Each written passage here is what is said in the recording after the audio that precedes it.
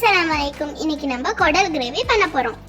நல்லா க்ளீன் பண்ணி வச்சிருந்த குடல்ல 1 tablespoon ginger garlic paste, 1 teaspoon உப்பு போட்டு குடல் நல்லா முழுகிற வரைக்கும் தண்ணி ஊற்றி நல்லா கிண்டிக்கலாம். ப்ரெஷர் குக்கர்ல 5 to 6 விசில்ஸ் வர வரைக்கும் வேக விடுங்க. அதுக்கு தேவையான பொருட்கள்: பட்டை, கிராம்பு, ஏலக்காய், 3 மீடியம் சைஸ் வெங்காயம், 3 மீடியம் சைஸ் தக்காளி, மல்லி, புதினா, ரம்பை இலை, 3 பச்சை மிளகாய், ஒரு முடி தேங்காய், 1 டீஸ்பூன் பொட்டுக்கடலையும் நல்லா பேஸ்ட்டாக அரைச்சி வச்சுக்கோங்க. 2 tablespoon ginger garlic paste, 2 tablespoon தயிர், 2 டேபிள் ஸ்பூன் கடலைப்பருப்பு 15 மினிட்ஸ் ஊற வச்சு வச்சுருக்கேன். 3 கத்திரிக்காவை குட்டி குட்டியாக கட் பண்ணி தண்ணியில் போட்டு வச்சுக்கோங்க, இல்லைன்னா கத்திரிக்காய் கருத்துரும். மிளகாய் தூள், மஞ்சத்தூள், மிளகு ஜீரகத்தூள், மல்லித்தூள், உப்பு, கோகோனட் ஆயில் 3 டேபிள் ஸ்பூன். ஒரு கடாயில் 3 டேபிள் ஸ்பூன் கோகோனட் ஆயில் விட்டு பட்டை, கிராம்பு, ஏலக்காய், வெங்காயம் இது எல்லாத்தையும் சேர்த்து நல்லா வதக்கிக்கலாம்.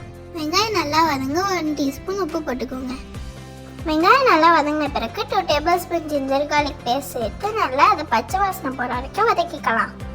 அப்புறம் அதில் 3 பச்சை மிளகா, ஒரு கைப்பிடி ரம்பை இலை, ஒரு கைப்பிடி மல்லிக்கீரை, ஒரு கைப்பிடி புதினா இது எல்லாத்தையும் சேர்த்து நல்லா வதக்கிக்கலாம்.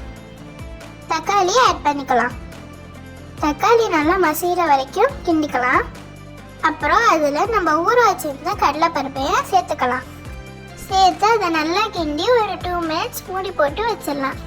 ஒரு 2 மினிட்ஸ்க்கு அப்புறம் ஓப்பன் பண்ணி மிளகாய்த்தூள் 1 டீஸ்பூன், மிளகு ஜீரகத்தூள் 2 டீஸ்பூன், மஞ்சத்தூள் 1 டீஸ்பூன், மல்லித்தூள் 2 டேபிள் ஸ்பூன், 2 டேபிள் ஸ்பூன் தயிர் எல்லாத்தையும் சேர்த்து நல்லா கிண்டி 1 கப் தண்ணி ஊற்றி ஒரு 10 மினிட்ஸ் மூடி போட்டு வச்சிடலாம்.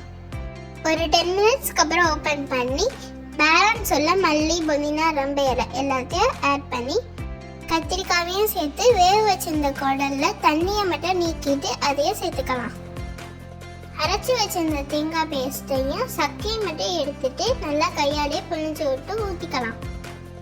கிரேவிக்கு வேணுங்கிற அளவு தண்ணி ஊற்றிட்டு உப்பு செக் பண்ணிக்கோங்க. உப்பு பத்தலைன்னா சேர்த்துக்கோங்க. மூடி போட்டு 15 to 30 மினிட்ஸ் நல்லா கொதிக்க வைங்க.